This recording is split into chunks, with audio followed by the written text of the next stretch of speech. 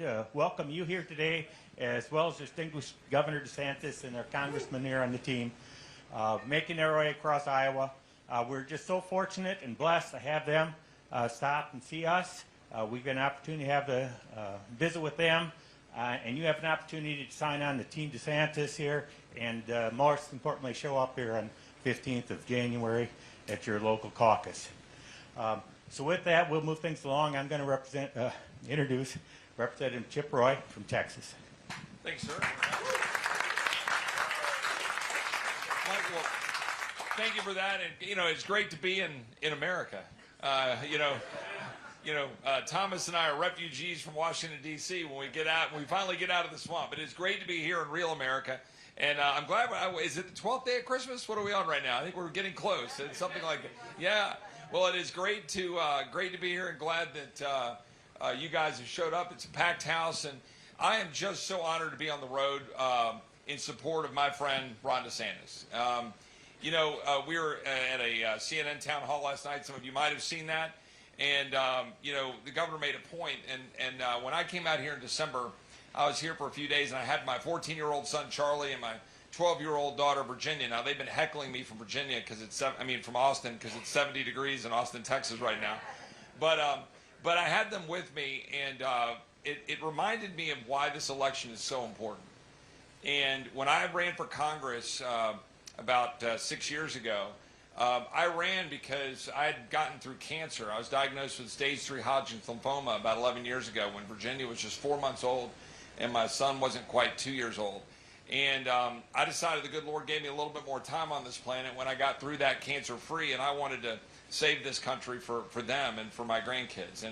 And Governor DeSantis inspires me, and he inspired my kids in the time that they were around him. And as he said last night, we need somebody in the Oval Office in the White House that your kids can look up to, somebody that your kids can emulate. I would be glad to have my 14-year-old son Charlie emulate Ron DeSantis. A strong husband, a strong father, somebody who chose to put on the uniform to go serve in the United States Navy when he didn't have to. Somebody who's devoted his life to public service. And it matters. It matters that you have someone in the White House that you can look up to. It matters that you have somebody that leads this country that you're proud to sit next to. And I've been traveling around the state of Iowa, not like this guy, 99 counties, 200 events. That's right. And that's the last thing. I want to be quick so we get to questions and turn over the main event, and turn it over to Thomas here. But it matters that Governor DeSantis has been doing that hard work, going to 99 counties, shaking hands, going to events, having 200 events. And with all due respect to the former president, we don't coronate people, right? We don't anoint people. You have to earn it, and you shouldn't. That's right. And you shouldn't just expect it. And all roads to the White House lead through Iowa. You all decide this election, and you all know that. And it shouldn't be dismissed, as another candidate did, as needing to be corrected in New Hampshire. I don't think that was just a misspeak. That was purposeful. And I have a problem with that, because you guys are going to set the table for the country. Right? The future for my kids, for your grandkids, is sitting in your hands right now. We need someone who can serve for 8 years to turn this around, because we're hanging on by a very thin thread, and we all know it. The war on our cultural values, the war on our way of life, wide open borders. I tell you, as a Texan, however bad you think the border is, it's worse. I spend hours down there with people that are being directly impacted, but you are too. The fentanyl pouring in, the cartels that are abusing our way of life, the danger posed to our citizenry that this president is abusing. Governor DeSantis is someone who delivers. And it's the last thing that I'll say, and I'll turn over to Thomas, is we need somebody who will actually do what they said they would do. That's my philosophy in Washington. That's Thomas's philosophy. It was Governor DeSantis' philosophy when he was in Washington. But he's taken that philosophy to Florida as the executive, and he's demonstrated precisely what he will do for you as your president. He's delivered for the people of Florida. He's kept their taxes low, cut their taxes further. He's cut spending. The debt is going down. He stood up against the corporate behemoth in Walt Disney when everyone told him that you can't do it. And he did it so he could protect your kids and mine from what they were trying to push through in their agenda. He stood up alongside cops. He took out the Soros-funded DAs. He stood up against Anthony Fauci and the COVID tyranny that was taking away our freedom in a shutdown economy. And he did that when this country needed the most, when unfortunately the former president empowered Anthony Fauci and gave him a medal as he was heading out of the office. I have a problem with that. I think the former president should be doing debates and answering questions about those things. Ron DeSantis is the one showing up. Ron DeSantis is the one who's worked hard as the governor to earn your support, but more importantly, he's now in Iowa working hard to earn your support. I'm going to turn the microphone over to my friend and great patriot, Thomas Massie from Kentucky. Thank you. I just realized the one thing all three of us have in common is we serve on the, you served on the Judiciary Committee in Congress. And the reason all three of us were drawn to that committee is that's the committee that stands up for your gun rights when we are in the majority. That's the committee the Democrats, we have to fight the Democrats on when they try to take your gun rights away. It's the committee that has jurisdiction over immigration, the drug laws, all of the things that are most relevant in this election. That is the committee where we do the work. And I will begrudgingly admit on the scorecards, the conservative scorecards, where I might get 95%, Chip Roy gets 100%. So for him to be here, you know, he is rated as the most conservative member out of 435 in Congress. Supporting this guy should tell you something about his credentials. And when I first got elected, we got elected, Ron and I, the same year in 2012. And I got up there and there were all these negative news stories about me, and my mom was worried about me, and she said, "Are you making any friends up there?" And I said, "Mom, if you met them, you wouldn't be their friends either." But I did meet this guy, like the first week. Is a guy with a brain and common sense, two things that are in short supply in Washington, D.C. So he and I, instead of going to the glitzy parties and stuff, we'd just go find a restaurant and go out to eat and try to read the bills and see what was in them and compare notes. And so I got to know Ron pretty well then. And, you know, my litmus test for whether you understand the Constitution used to be the Second Amendment, okay? It still is a strong litmus test. I'm from Kentucky. We like our guns just as much as you do in Iowa. We cling to them pretty hard, okay? And I would ask a politician, well, what about the Second Amendment? If they started talking about duck hunting, I'm like, I don't think you understand the Second Amendment, okay? I like hunting too, but that is not why the Second Amendment exists, and you probably don't understand the rest of the Constitution if you don't understand that. I can tell you there's nobody stronger on the Second Amendment, and it's a very stark contrast. If you go and look into their credentials, there's nobody stronger on the Second Amendment than Ron DeSantis in this presidential race. I guarantee you that. And so that's one reason I'm supporting him. But my litmus test has been replaced now. The Second Amendment used to be the thing that mattered the most to me. But something happened a few years ago, if you remember, and the whole world panicked, lost its mind.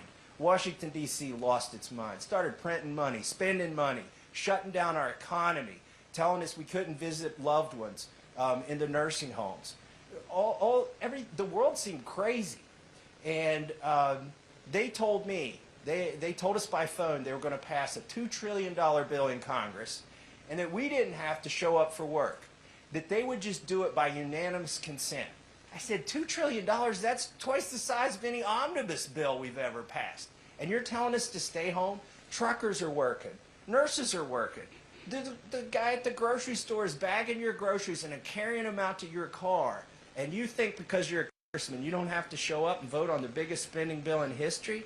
I said, get to work. I got in my car. I drove to Washington, D.C. overnight, and I objected. And I made all members of Congress come back and go to work.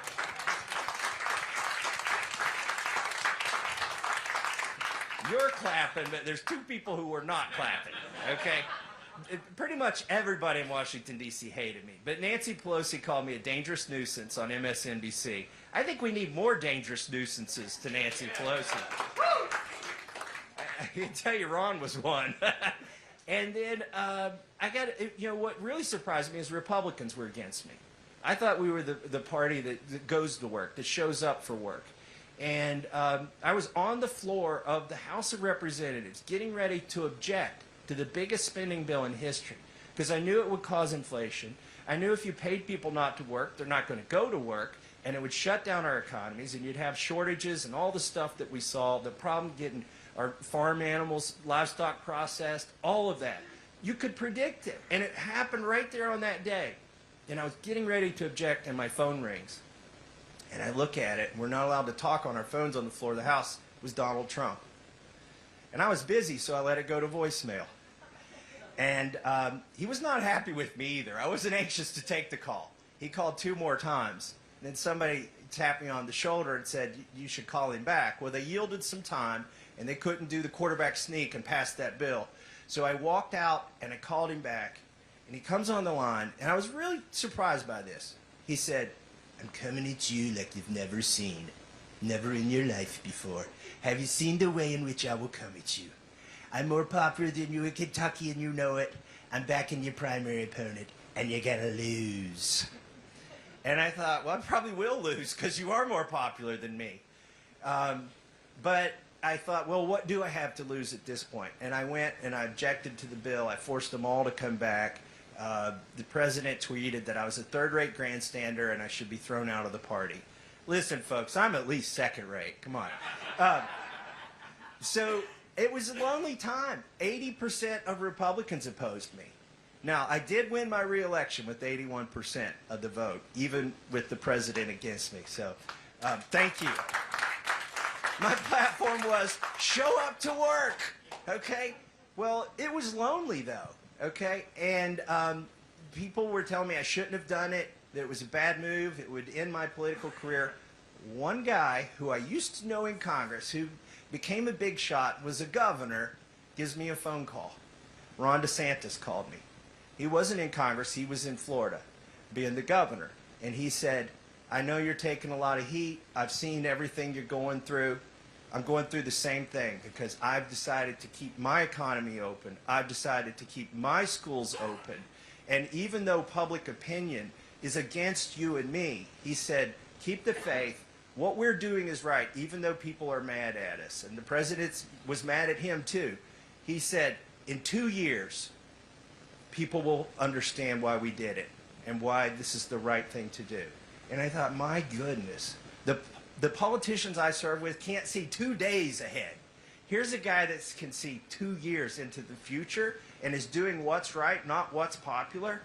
I resolved to myself, if that guy ever runs for president, I'm going to work hard as I can to help him get elected. So I give you Ron DeSantis. Right.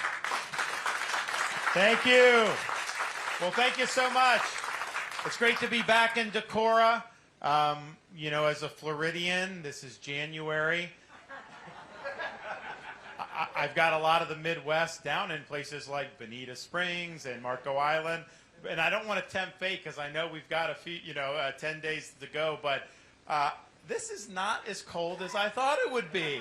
And I bet you it can get a lot colder. So I know that's coming, so we'll buckle up. I want to thank Chip and Thomas for being here. Thanks for their support and thanks for what they're doing. Thomas, I don't know if you noticed, he's got a little thing on his coat there.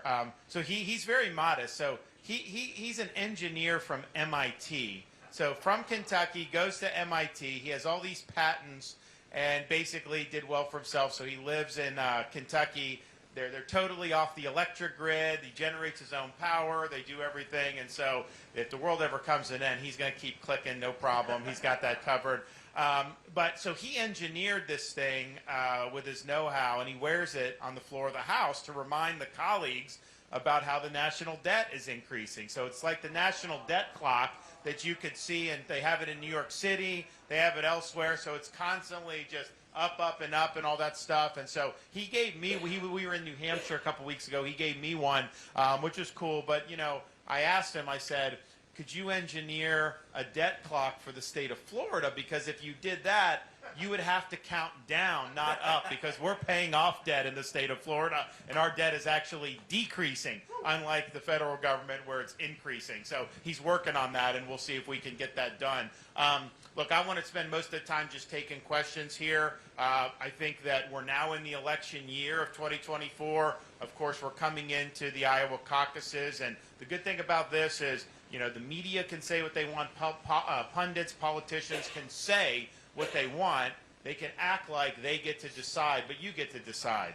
You don't have to listen to their nonsense. You don't have to listen to the pundits.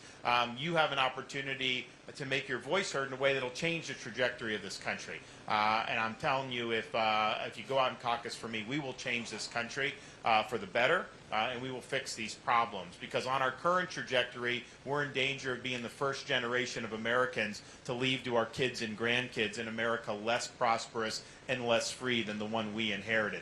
And if we do that, we'd be the first generation of Americans since the founding of this country to let that happen. And I'm not just going to sit idly by and watch the managed decline of America. I don't think that this trajectory is inevitable. I think it's a choice. We can choose well. We can choose differently, and we can reverse the trajectory and the decline that we see in this country. We need a new birth of freedom in this country, and we need a revival of the American spirit. And that's what we'll do as your next president. I want to spend most of the day questions, but the way I boil down the choice here in the caucus is this. Donald Trump is running for his issues. Nikki Haley's running for her donors' issues. I'm running for your issues, your family's issues, and for the future of this country. I'll be a president that's focused on those issues. It's not about me. I'm a leader. I have the vision. I have to make the decisions. But ultimately, I'm a vessel for your hopes, dreams, and aspirations, and that's how we conceive of our role. I'm also the only one running who's delivered on 100% of his promises. That's important. I mean, you have so many people that run for office, and they don't deliver what they do. It's almost like whatever they say in a campaign, they just, 2 weeks later, forget about it. We had this town hall televised on CNN last night, and one of the questions I got was about this idea of illegal aliens getting what's called birthright citizenship. I don't think that's what the Constitution requires. Somebody comes across the border illegally and all of a sudden has a baby, and then that's a citizen. That was not what the Founding Fathers intended. Nevertheless, the issue is brought up because Donald Trump ran in 2016 saying he was going to do executive order to stop this birthright citizenship for illegal aliens. And he had 4 years to just sign his name to an executive order, and for 4 years he didn't do it. And so he had said he was going to do it, didn't do it, which look, that's bad. But I think what's even worse is he's now running this time making the exact same promise. Well, if you didn't do it the first 4 years, how would we think that you're going to all of a sudden do it if you were able to even get elected going forward? So for me, when I'm telling you I'm going to do stuff, you can take it to the bank. I'm going to follow through. I have a plan to do everything we're talking about and get the job done. And I think that that's important, that you have somebody that delivers, because leadership's not about showmanship. It's not about entertainment. It's about putting forth a vision, executing that vision, and delivering results for the people that you represent. And so that's what we'll do. The other thing is if you look at the problems in this country, if you look at the people who are doing the damage in this country on the political left, I'm the only one running for president that has beaten these people time and time and time again. We beat the teachers' unions when it came to universal school choice. We beat Fauci on COVID. We beat George Soros on crime, removing 2 of these radical prosecutors down in the state of Florida. We beat the Democrats on election integrity. In Florida, we have universal voter ID, no ballot harvesting. We count all the votes on election night and actually report the results. Imagine that. We also beat the liberals on banning China from purchasing land in the state of Florida. No farmland, no land near military bases, none of that. So on all these things, we're delivering really, really big victories, whereas I think if you look around the country, you're fortunate here because your governor has delivered big victories, Governor Reynolds, and I'm happy that she's endorsed me for president because she's seen what it takes to get the job done. But in most of the parts of the country, Republicans have not been putting up big victories at all. And I would say, and I think Thomas and Chip would agree, when Trump was president, Pelosi and Schumer beat him on the budget every single time. He didn't veto a single spending bill. They added $7.8 trillion to the debt just in his 4 years. The country added, in the year 2000, after 211 years as a country, our debt was $5.6 trillion. 211 years to $5.6 trillion, They did 7.8 in 4 years. That is not a good fiscal record. They also beat him on the border with denying the border wall. He could have gotten that, but he subcontracted out to Ryan, Pelosi, and some of those other folks. And then the BLM beat him on the rioting in the summer of 2020. I called out the National Guard in Florida. I was not going to let cities burn down. Are you kidding me? And as president, I will not let any American city burn down. It's wrong. So we've been able to deliver those victories, and I think that that's something that's really, really important because, yes, we obviously need to win the election, but then we've got to do something with that. And when I became governor of Florida, Florida had been a very competitive state. It was always decided by 1 point, 50-50. A lot of people thought it was going to end up being a blue state 4 or 5 years down the road. So I came in, and a lot of people told me, hey, this is a very closely divided state. Keep your head down. Don't make any waves. Just kind of go easy. And I'm like, I get that, but that's just not how I roll. We are going to go in and we are going to lead with bold colors, not pale pastels.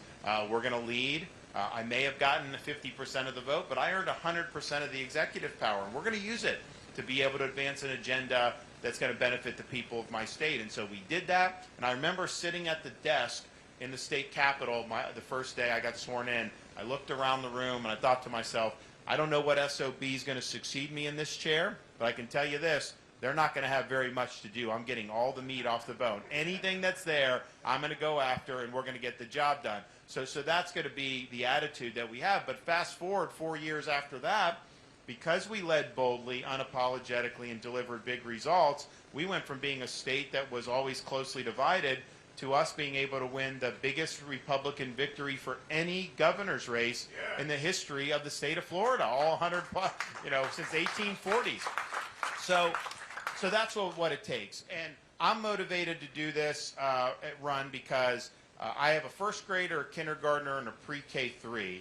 And my wife and I are very sensitive about the opportunities for our kids in the future, and not just in the immediate with having good education, but far beyond that. But I'm also motivated by the debt of gratitude that we owe to people who've come before us and who have made sacrifices so that we could live in a free society.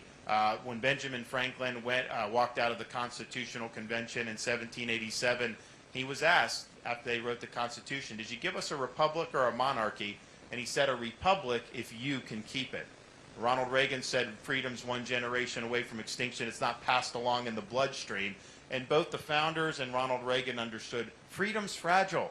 Freedom requires people to stand up and defend it. It's not something that just happens. It's not something that is in your DNA. And I think anyone that's lived through the last 4 or 5 years and has seen some of the incursions on freedom in this country, you got to know that they were right about the fragility of freedom. Yeah, Florida stood up. Iowa and Governor Reynolds stood up. A lot of people didn't.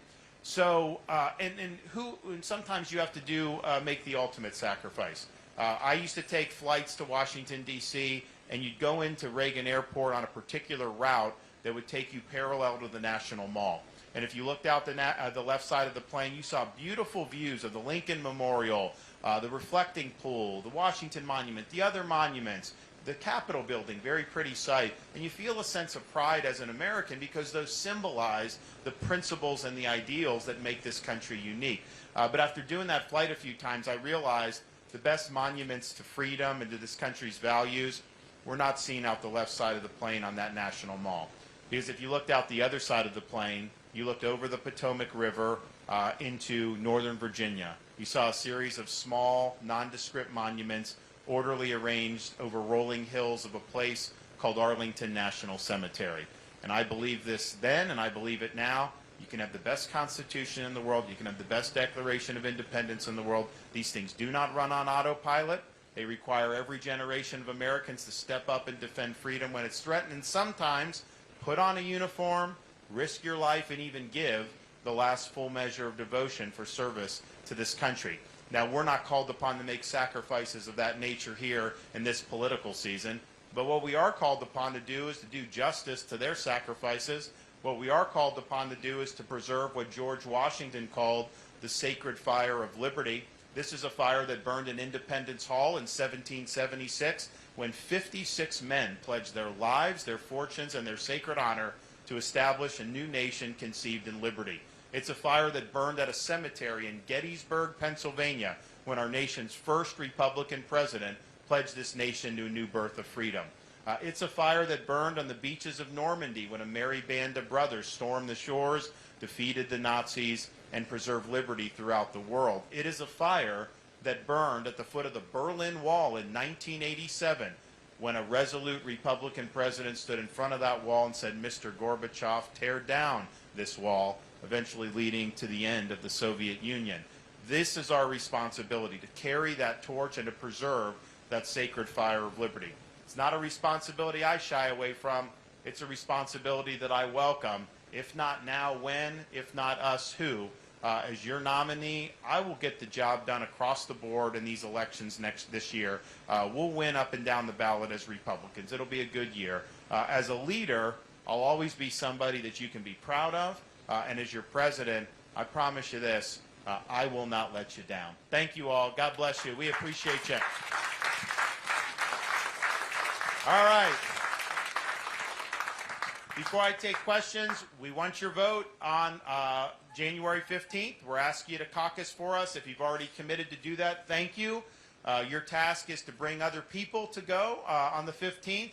If you haven't committed, we hope that you'll commit today. We have forms that you can sign. We'll stay in touch with you. And please bring as many people out as you can. You're never going to have an opportunity to cast a vote that's going to be more meaningful than in this one. I mean, you're talking about a relatively small number of people who are going to come out and decide this thing. And so if you're caucusing and you bring a few people, man, you're never going to be able to make such an impact in any other election going forward. So we're asking for your support. And the one thing I can tell you in Florida, I've got people, I ran for governor the first time in 18, people that didn't vote for me in the primary. I always get a kick because when they come up to me now, a lot of them will say, "Yeah, I didn't vote for you in the primary. Oh, man, that was the worst vote I ever cast. You've been great," and all this stuff. And then even the people that voted for me, a lot of them will say, "I really liked you, and I knew you'd be a good governor, but you far surpassed any expectations that I have." Isn't it about time we elect somebody that overperforms and over-delivers on promises? So that's me, and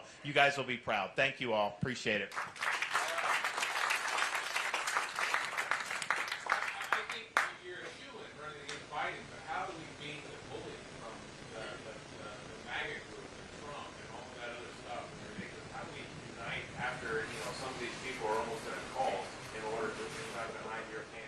Look, you guys come out for me in the caucus. We will get it done. We will unify the party. That's not an issue. I mean, if you think about America First policies, Donald Trump has been associated with those. I've delivered on those more than anybody in the whole country. Kim Reynolds, me. There's a handful of us governors who have outstanding records of delivering on conservative principles and conservative policies. So you'll be able to unify the party. When I ran for re-election as governor in Florida, I got 97% of registered Republicans. That's a record. Normally, if you get 90%, that's great. We got 97%, and so we'll be able to do it. And so I would just say, eye on the prize here. Iowa, then obviously we go on to New Hampshire and South Carolina and Nevada, all these other states. Just keep doing that. But Iowa can set the tone, and I disagree with Nikki Haley when she says that somehow Iowa's votes need to be, quote, corrected. I don't think you need to be corrected. I think that your voice speaks very loudly, and I think you're speaking with values and principles that Republicans all across the country share. Faith, family, patriotism. This is all something that we need more of in this country. So no corrections needed from my vantage point. You go out there and you vote your conscience, and that's going to help fix this country.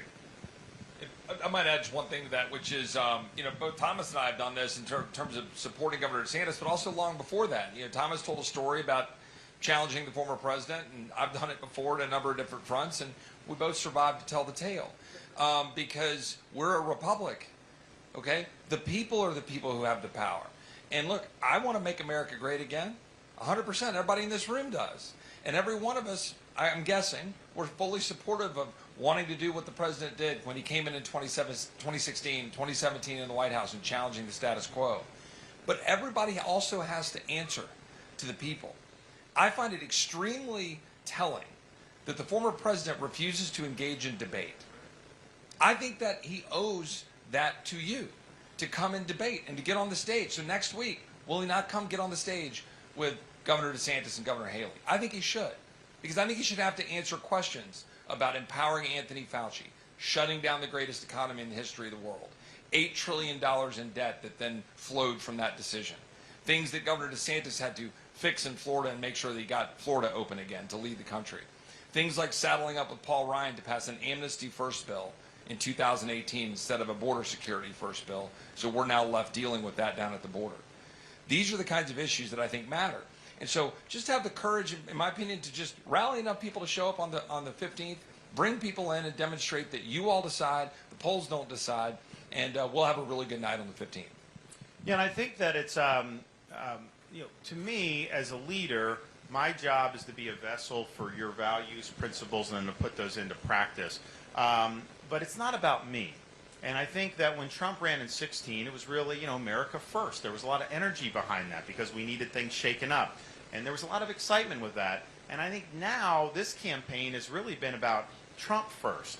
And that's not ultimately going to be sustainable because it's got to be rooted in some principles. And what's happened is he's taken positions. Most recently, he says that he wants to spend over $1 billion to build the FBI a nice new headquarters right in Washington, D.C. I don't want to spend that money to build the FBI a new headquarters. I thought we wanted to drain the swamp. Why would we want to be deepening the swamp? And so he's doing that. But I think that it's gotten to if a congressman criticizes, saying, wait a minute, that's not conservative, that somehow that's a bad thing to stand up for conservative principles if Trump is not doing it. So it's really about, are you going to be delivering for people? But it's not about the individual itself. And we've had a lot of success in Florida. If I didn't deliver on my promises, then that would be something that people should hold account for. And so we've got to create a culture of accountability in the Republican Party where we're expecting people to do what they said they would do, to deliver, and to reflect the values and the principles that people here in Iowa have and Republicans throughout the country. Yes. What part? Where in the Panhandle? Perry, yes. Okay.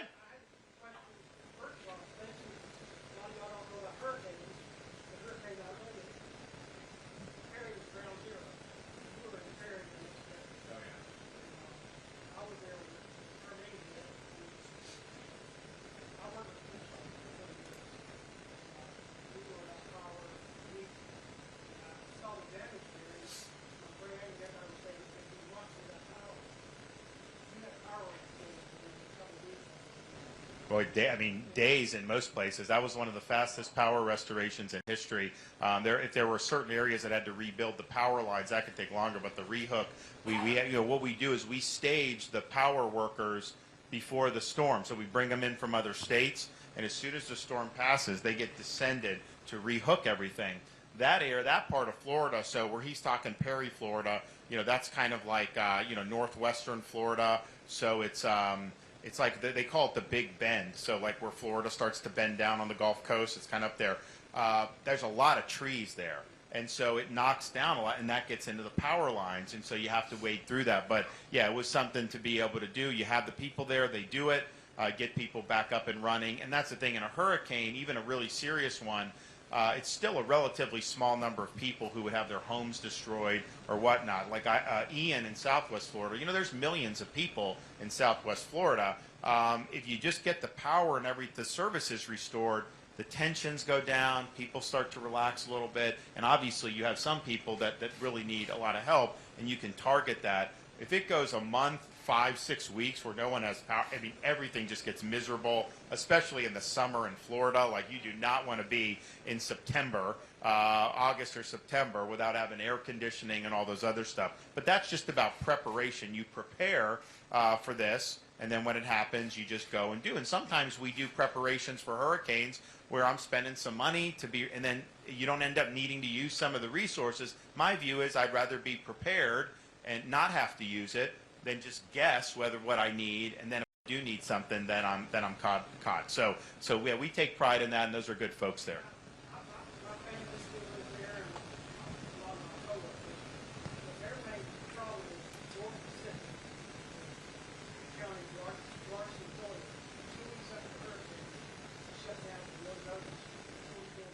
Yeah, I mean, like, so, it's like that was, I think, a bitter pill, the way it was done. And, there was a lot of jobs associated with that. And it wasn't anything that, the state wasn't involved in that. And we have a great business environment. And so you just wonder, like, okay, obviously businesses sometimes make decisions, but to drop that hammer when people were still reeling from the storm, was a big, big problem. Now in Florida, we've got a lot of opportunities for people, training, all this other stuff. We have investment coming in. So we're going to have opportunities, I think, and the state will be involved, but there'll be a lot of private sector. But that was disappointing to see the way it's done. I mean, Florida, we have our economy's ranked #1 in America by CNBC, very low unemployment, income's rising. There's a lot of good things to say. But, in my time as governor, sometimes businesses don't make it or whatever. You never want to see that. But on this one, this is a very big company. Not the best way to do it. So that left a bad taste, I think, in a lot of our mouths. Yes, sir. What are your thoughts on the UN being in this country? I want to defund the United Nations. I don't want your tax dollars going to the United Nations. I mean, honestly, there's always the issue of just, we're sovereign, and so having international organizations, there's just a limit to like what that could even do, because I'm not giving up our sovereignty. We govern ourselves as Americans. But even put that aside, this is a corrupt organization. They're anti-Semitic, anti-Israel. You have it's like a rogues gallery in the Human Rights Council. You have Iran and all this stuff. It is such a farce. And to take your tax dollars and spend it there, I think is a huge waste. So I'm in favor of defund the United Nations. Yes.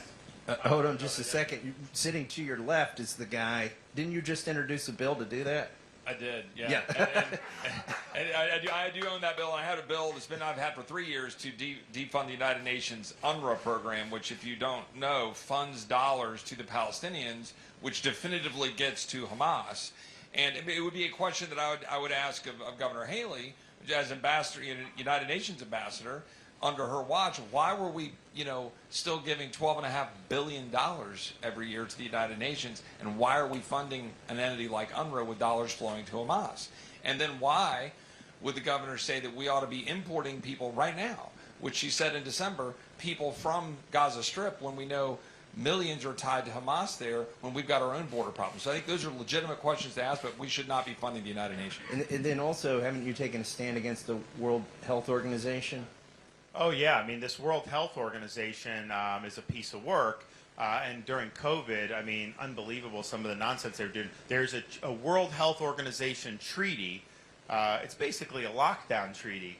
And Biden is for it, and he's basically, and I don't think the Senate could ratify it, but he wants to implement that in the United States.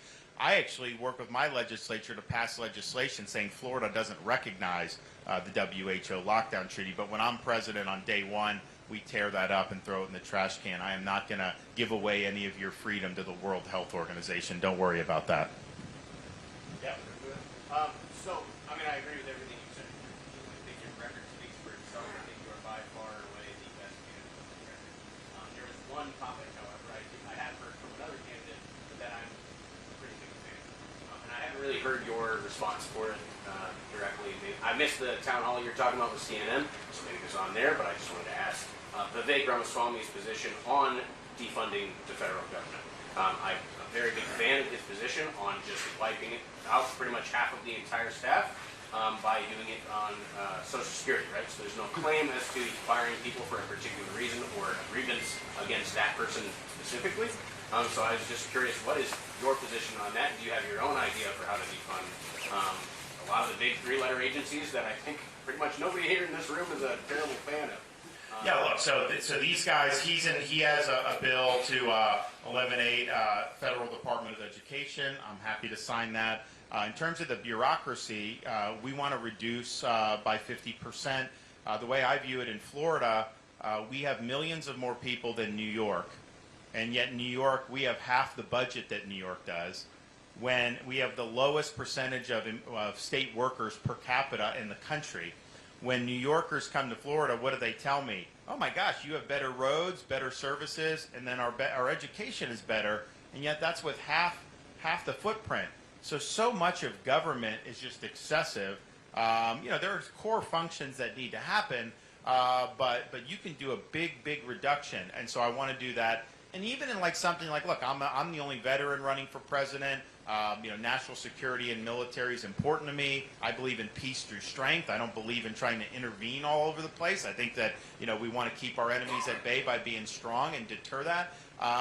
But I also know, I look at the Pentagon, massive bureaucracy, massive numbers of civilians. You could do a big reduction there too. So reducing the size, I think, is important, but just as important, and maybe more important, is reducing the scope. Because you can cut the size in half of the number of bureaucrats, let's say, if you still have the EPA going on people's farmland saying, well, there's a puddle, this is waters of the United States, well, that's a problem. Because they don't have the constitutional authority to do that. They're going beyond the proper mandate that any of these agencies would have. So we have to do that, and part of that is bringing accountability to them. For example, DOJ, FBI, when these agencies are politicized and weaponized, why does that happen? No one holds them accountable. This was all happening under Trump. He never did anything. He didn't fire Christopher Wray, the FBI director. He didn't do. He had Sessions as Attorney General to start. So you, as president, got to get in there. You got to hold people accountable. We all remember in the election of 2020 the censorship of the Hunter Biden laptop story. That was federal agencies working with the social media companies to censor that. And Republicans complained about that, but some people have said, oh, well, Biden did that. Biden wasn't president yet. Those were Trump's agencies that did it. He didn't have any control over his own agencies. When I'm president, we're going to fire people that do that. If they're going after school board members, we're firing them to do that. So you have to bring constitutional accountability, and the Founding Fathers understood this. That's why they have checks and balances and separation of powers, because if power accumulates with no accountability, human nature being what it is, they will abuse their power. They will abuse their power. Now, we need to do all this stuff in the executive, but these guys in Congress, they've abandoned the power of the purse. The founders said that if the government was doing things to violate your freedom, the House would just not fund those things, and then they wouldn't be able to do it anymore, and that would just stop. What you have now is you have government on autopilot with these continuing resolutions and omnibus bills where they're just not doing that. And I know both of these guys are definitely in favor of reclaiming that power of the purse, because as an American citizen, that's your number one redress for grievances, is electing people to control the purse strings and to not fund things that are bad for the country. And that just doesn't happen now. It just keeps going and going and going. So I'll be in there fighting. These guys will be fighting in the Congress. But the end result is just this. There's things that the federal government does that's bad policy. Waters of the U.S. going on people's farmland. Mandate of electric vehicles, not good policy. On and on down the line. But it's a larger issue than that, because the question is who governs this country? It's supposed to be we, the American people. It's not supposed to be a fourth branch of government, this massive bureaucracy. And some of these people just laugh at the idea that we even have elections, because they just they're going to keep doing whatever they want to do anyways. That's not the way the Constitution was designed. So we're going to restore the Constitution to its rightful place as the centerpiece of our national life, and we're going to restore power to we, the American people. One of the most beautiful things I ever saw happen was when he fired his Surgeon General in Florida, who was in favor of keeping up the lockdown measures, the masking and the distancing and all that. Literally, he was removed from a press conference in the middle of contradicting the governor. And that's what we needed to see in the White House, but it didn't happen. When Fauci... I'm not afraid of whether or not you're going to fire people. Right, you're going to... Look, you're going to get... I hear you say whether or not, if you're playing half to 70%. You're going to get sued, but you got to be not afraid of that. You just go to court and win. So yeah, look, I think it's an issue about the president's the only one elected in that executive branch. I mean, the idea that you can't fashion policy and that you have power that exists regardless of the outcome of elections, that's not what the founders intended. Yes, sir. I want to first thank you for being a veteran. Thank you for being a veteran. You're the only one. I know.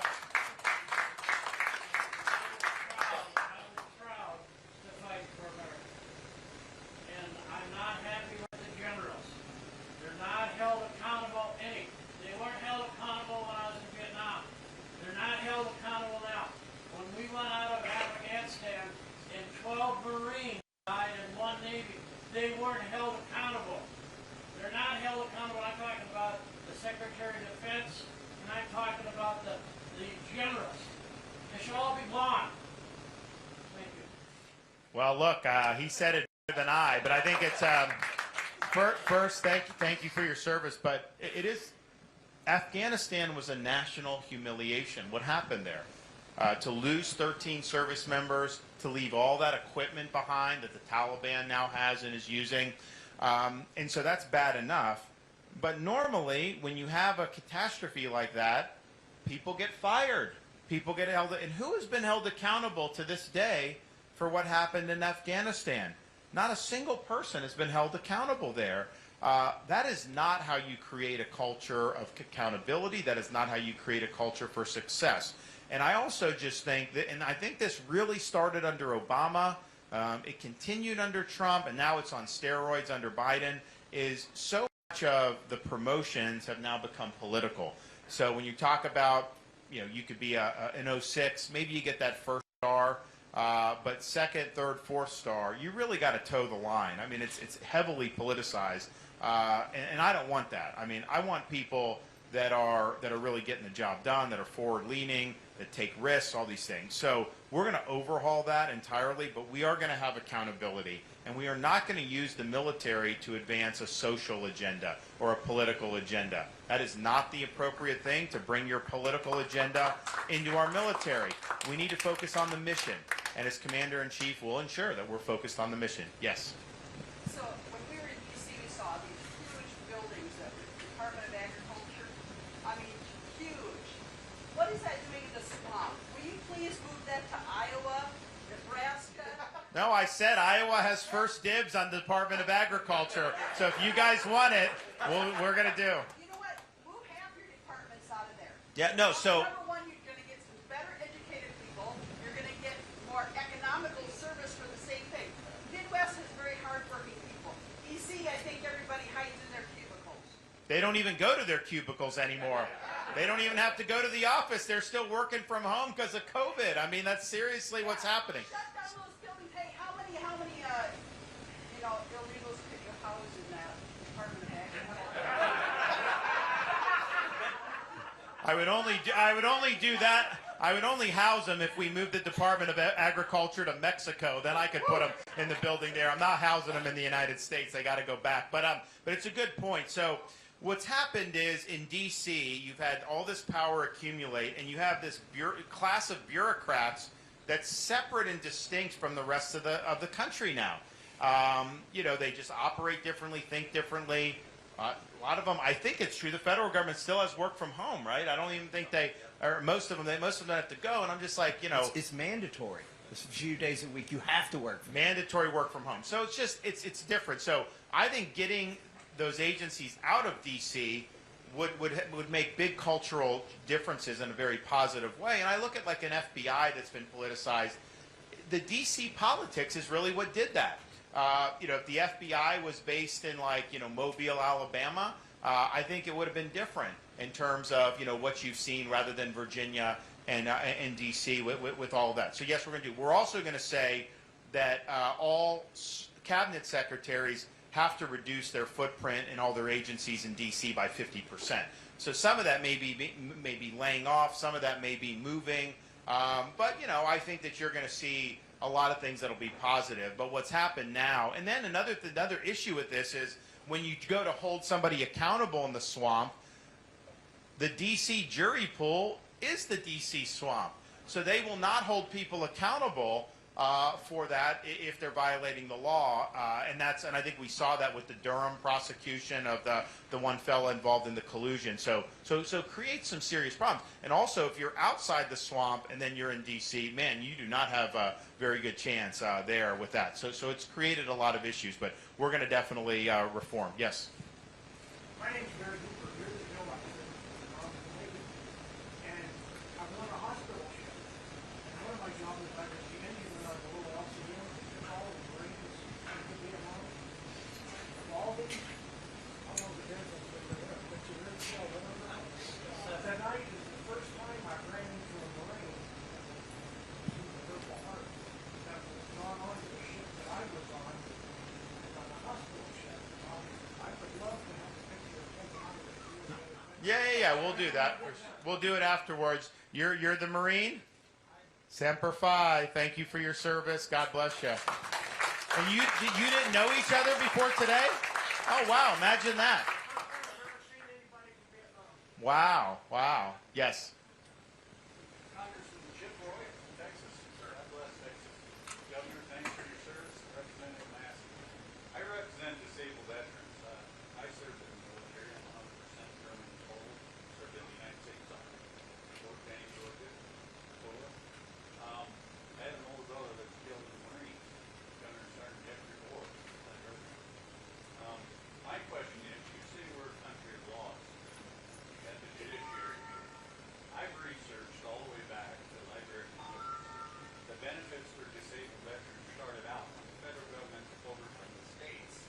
The states used to have their own militias. They paid bounties. Now when the federal government took over, the first benefits bill ever written said, wholly, W-H-O-L-L-Y, for the officer and soldier entitled. That's singular, sir. What's happening today in the world today, you go to any state, like your state in Kentucky there, Representative Massie, some good reading in the Supreme Court, the appellate courts on veterans' disability. What's happening in these veterans' cases is they're going through divorces. You have federal laws that protect their benefits, but the states are running amok.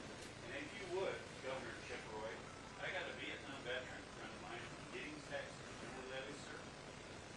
I have a letter here from the Secretary of the VA that I wrote in through Congressman Massie to the Secretary of the VA. At that time, it was Secretary,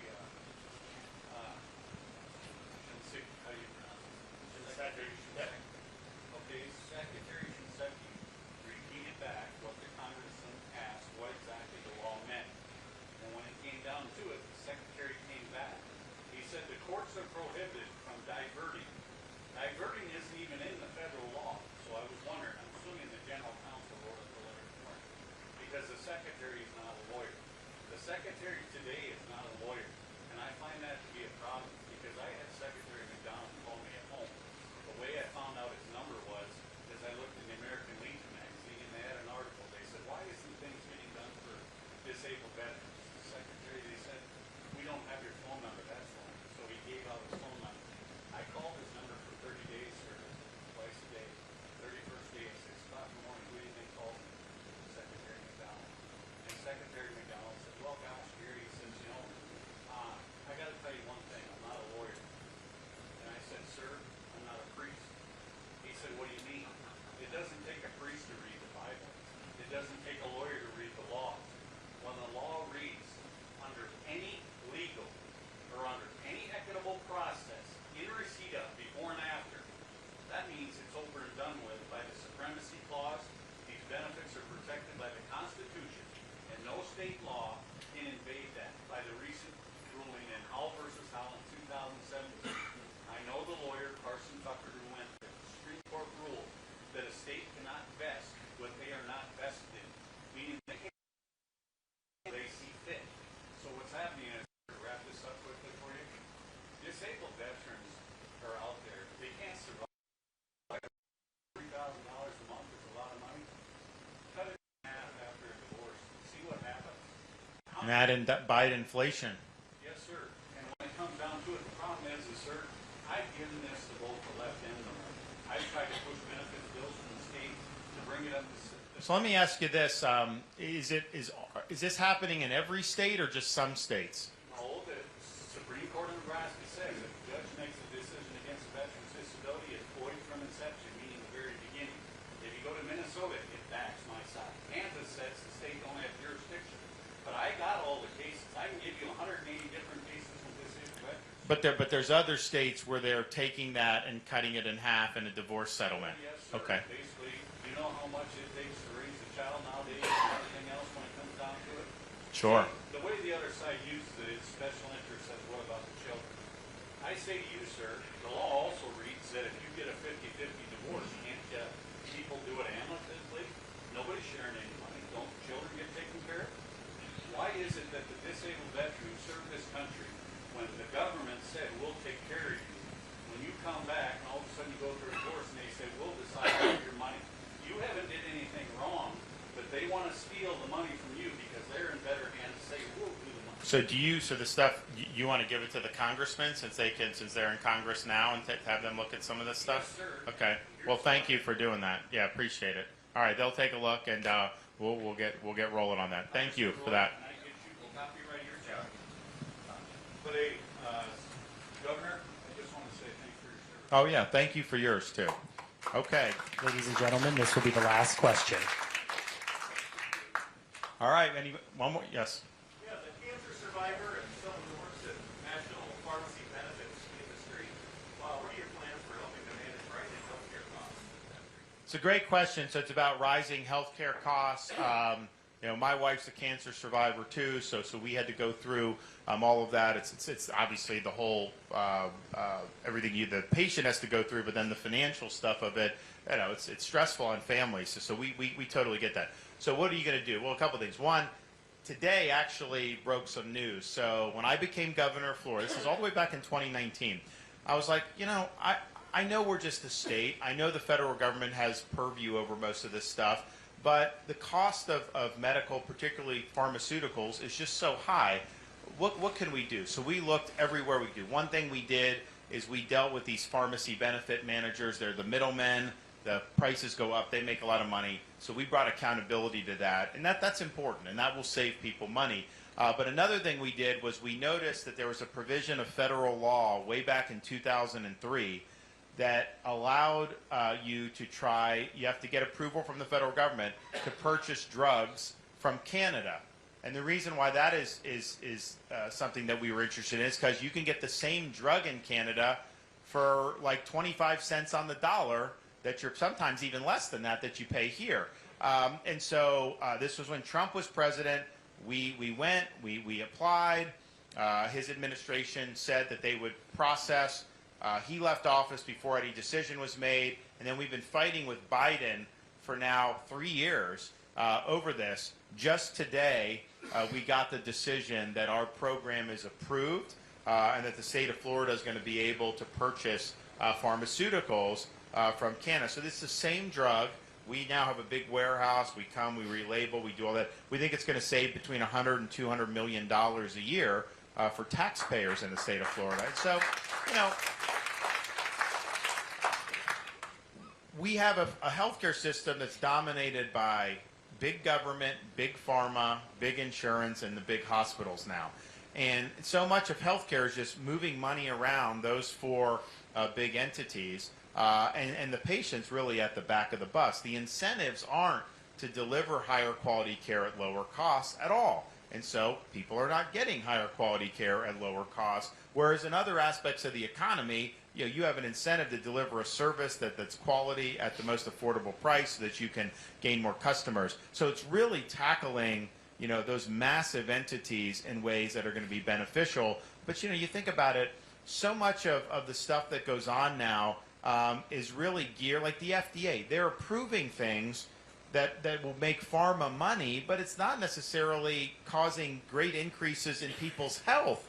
And shouldn't everything designed to be, whether you're making people healthier or not, or whether you're curing illnesses? I mean, that really should be what everything's going, and that's just not the way it's done. So we've done a lot in Florida. We've shown leadership. We'll do even more in Washington. But ultimately, these incentives, we're not going to get lower prices on current arrangements and the way things are working. It's just wired to go in this direction.